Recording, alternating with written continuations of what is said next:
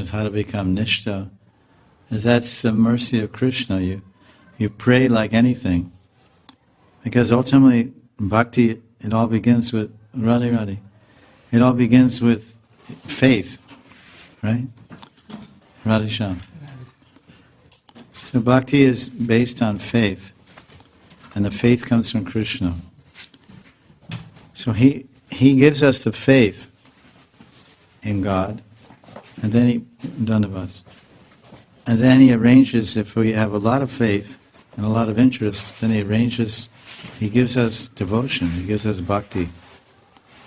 Many people in the world, they have some faith and devotion in God, but they don't have that much. They don't have so much faith and devotion that they surrender to God. You surrender to God because you have faith and devotion. So Krishna gave you that faith, and he said, it's his free will. So now you're doing bhakti. Now you have guru, or you're looking for a guru, or whatever. So now how to progress from anartha nivritti to nishta, bhava, prema. So basically do your sadhana and pray. So Krishna, you helped me so much.